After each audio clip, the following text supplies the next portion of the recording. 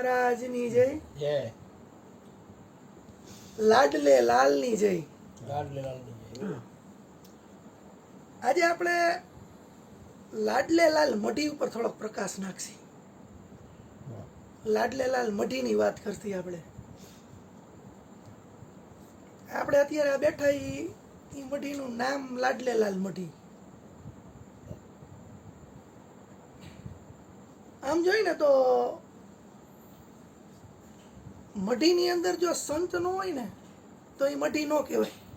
ભજનમાં બોલે હા બાપુ શું બોલે? મહંત વગરની મઠી નકામી ને હરદર વગરની કઢી નકામી વહુ હમજે નહીં તો સાસુ વઢી નકામી એમ રામ નામ વગરની 21મી સદી નકામી. એવી રીતે આપણે મહંત ના હોય ને ઈ મઢી નકામી. ઓલા સવા બાપા ભજન માળીમાં કીધું મઢીમાં અવિનાશી અવધૂત. હા અવધૂત. તો ઈ આપણે અત્યારે આમ જોઈ ને તો મઢીની અંદર સંત ન હોય તો એ મઢી નકામી. પણ અહીંયા તો એનું વિરુદ્ધ થઈ ગયું છે કે સંત રહ્યા ને એ આમ જોઈ ને તો 45-50 વર્ષથી અહીંયા ને અહીંયા અને પછી આ મઢી થઈ છે. સંત થી મઢી પ્રગટી છે.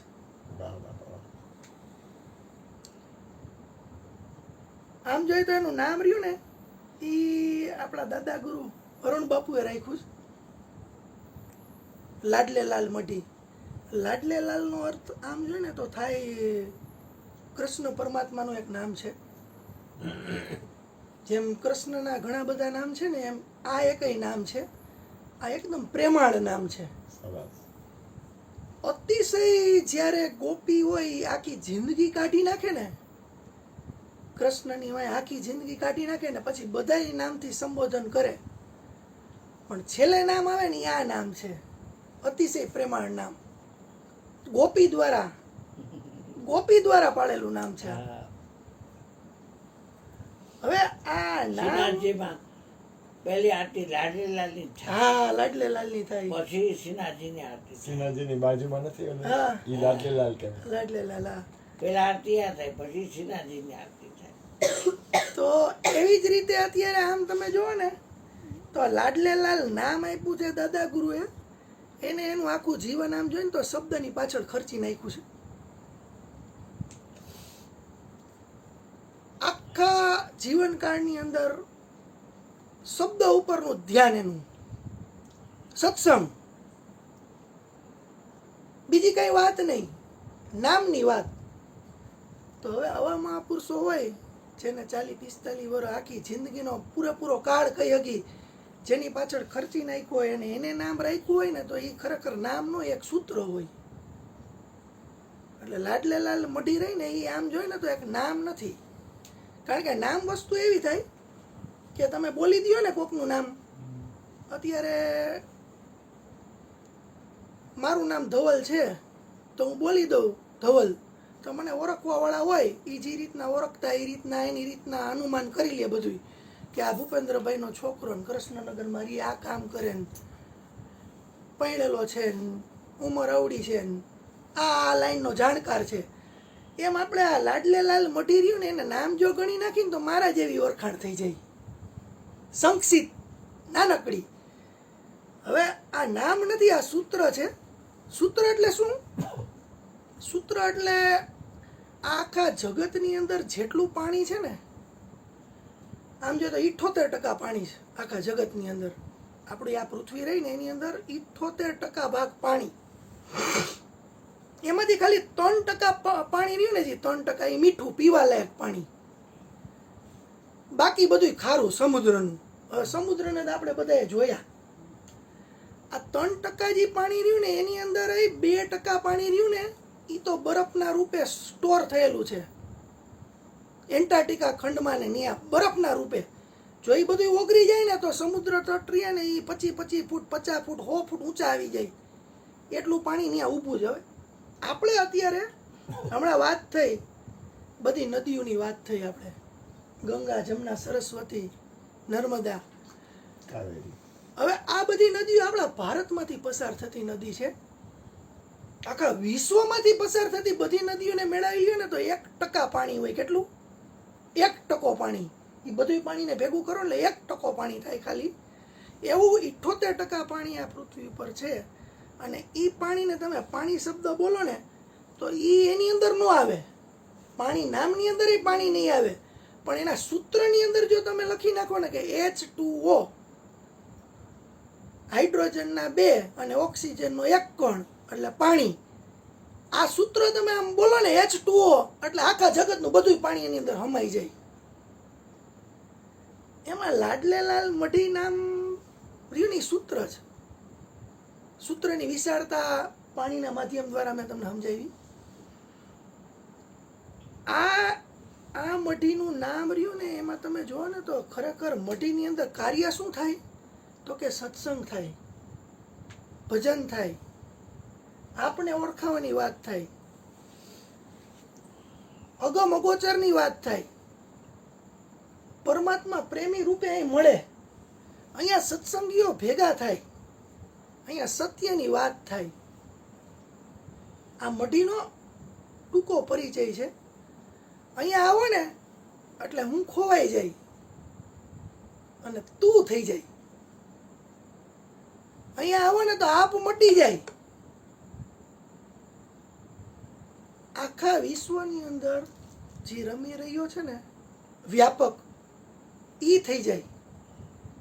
આ મઢીની અંદર તમે અંદર અત્યારે આવો એટલે અહીંની જે વાત હોય એ વાત આમ જોઈને તો જગત કલ્યાણની હોય.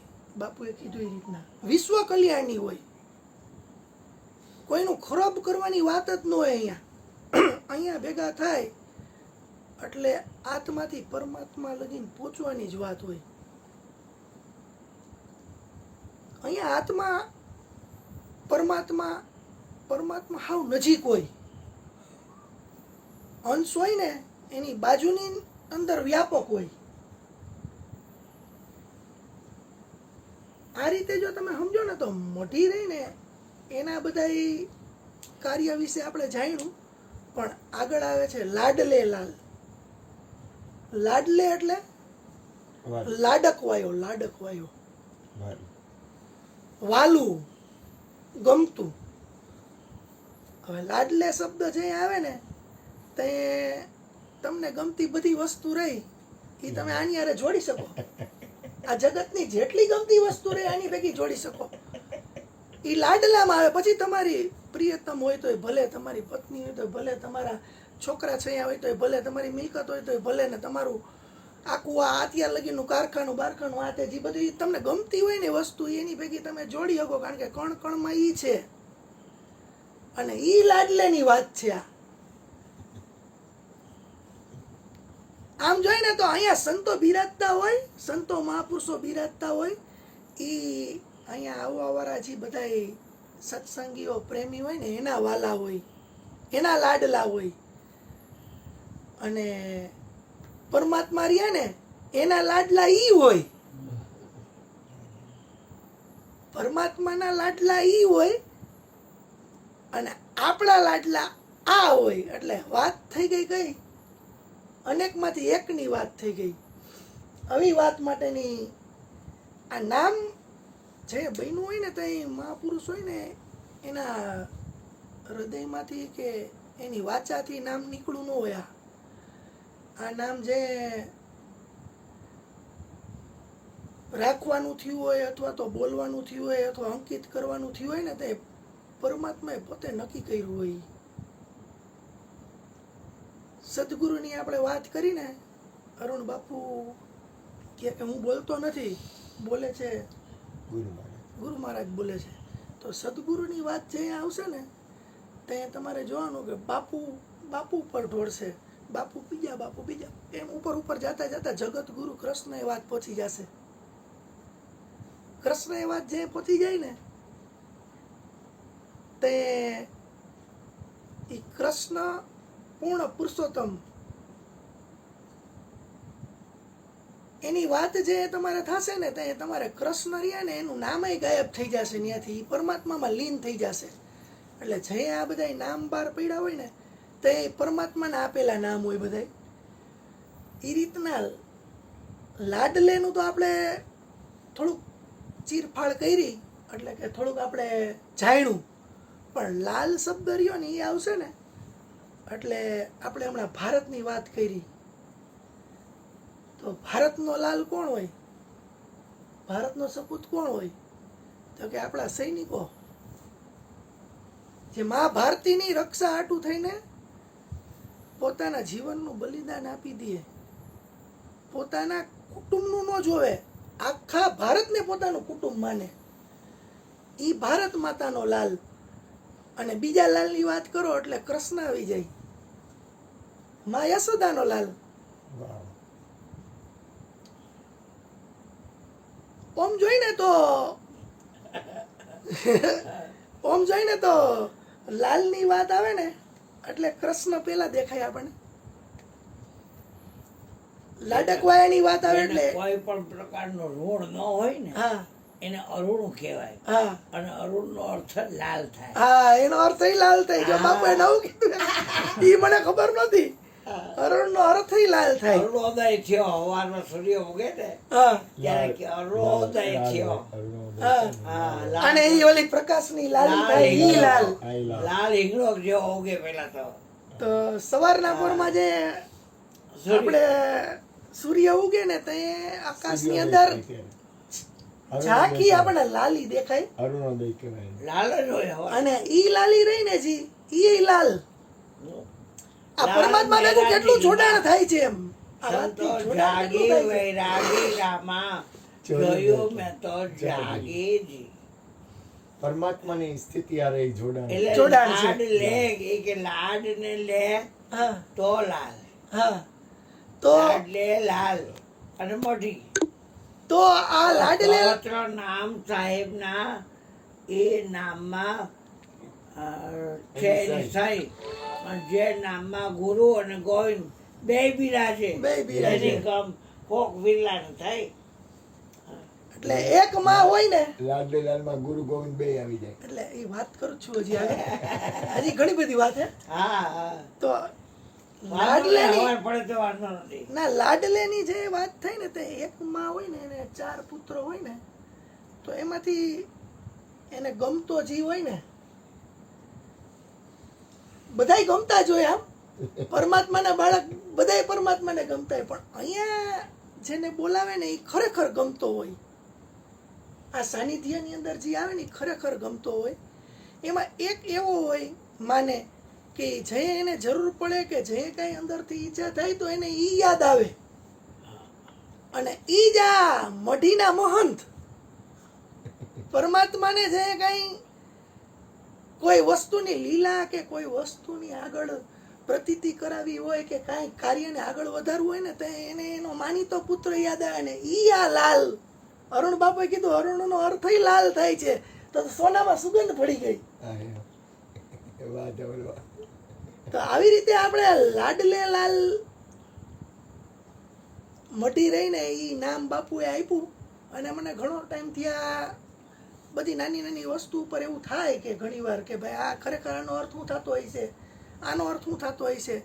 તો મેં થોડુંક વાંચન કર્યું ને તો મને આ બધા એના સમાનાર્થીઓ એના અર્થ એ બધા જાણવા મળ્યા. તો મેં કીધું સત્સંગની અંદર આપણે મૂકી તો બધાયને ખબર પડે કે ખરેખર લાડલે લાલ મઢી એટલે શું અને મઢી એટલે શું. પહેલાં તો કે ભાઈ આ દરરોજ આપણે આ ભેગા થાય છે એ જ્યાં સત્સંગની વાત થતી હોય ને એને જ મઢી કહેવાય. જ્યાં સંત મહાપુરુષ વિરલા બિરાજતા હોય ને એને જ મઢી કહેવાય. બાકી વાત છે શબ્દની, નામની. તો તમે નામ સમજીને જો હાલો ને અત્યારે કે ભાઈ લાડલે લાલ મઢી, તો ઘણીવાર તમે કોઈક મહાન પુરુષો કે મહંત હોય કે કોઈ સંતો હોય તમને ઘણીવાર નામની માળા કરવાનું કહેશે કે નામની માળા કરો, આ નામ તમે પૂજો, આ નામ તમે રટણ કરો. તો એવી રીતના જો તમે નામ ઉપર જાઓ ને તોય આ શબ્દ રહ્યા ને એ તમને તારી દે એવા છે. કારણ કે અહીંયા ને હું મટી જ જાય છે. વાત થાય છે સીધી તારવાની જ વાત થાય છે. અને આમ જોઈએ ને તો જે લોકો અહીંયા આવે છે ને એ ખરેખર પ્યાસી છે. એ લોકોને ખરેખર સત્સંગની એક ભૂખ છે. અને એ સત્સંગની ભૂખ પૂરી ક્યાં પડે તો કે મઢીની અંદર, બીજે ક્યાંય ના પડે. સત્સંગ વિના પરમાત્માને પામવો ખરેખર અઘરો છે. ગોરધનભાઈ સત્સંગની હમણાં એના સત્સંગમાં કીધું ને કે ખરેખર એને પામવો અઘરો છે, તો એ 100% સાચી વાત છે. અને અહીંયા આવું વાતાવરણ બને છે ને, એવું વાતાવરણ આમ જોઈએ ને તો આખા રાજકોટમાં તો નહીં પણ કદાચ આખા ગુજરાતમાં નહીં બનતું હોય કે દરરોજે દરરોજ મઢી આમ જોઈએ ને તો સફળ થઈ ગયા. આ મઢી જાગતી થઈ ગઈ. અહીંયા મઢીની અંદર શબ્દના પ્રકાશ માંડ્યા વહેવા. અહીંયા કણ રહ્યા ને એ પ્રજ્વલિત થઈ ગયા છે અત્યારે. બાકી નામની વાત તો એવી છે કે ઘણીવાર આપણે કોઈક વાર બોલી કે ભાઈ દીવો, અને હું અહીં લખી નાખું દીવો, તો એનાથી પ્રકાશ ન મળે. એટલે નામથી એમ કાંઈ થાય નહીં, પણ તમે નામની અંદર ઊંડાણમાં ઉતરો, એના મર્મને, એના જોડાણને, એના ગુણને એને પકડશો ને તો ખરેખર એક આધ્યાત્મિક તમને એક પ્રકાશ તમારી અંદર પ્રજ્વલિત થશે. એટલે આ રીતે આપણે એક નાનકડા સત્સંગ દ્વારા આપણી જે આ મઢી દરરોજ આપણે ભેગા થાય છે એ જગ્યાની કાર્ય અને એનો પ્રભાવ અને એનું આધ્યાત્મિક મૂલ્ય શું છે ને એ સમજાવવા માટે મારી થોડીક આજના સત્સંગનો તાત્પર્ય હતો. બોલો સદગુરુ મહારાજની જય. હાલો હાલો એક ભજન ગાવ છોકરા ભજન ગા. ગાવ ને શરમાવે નહીં.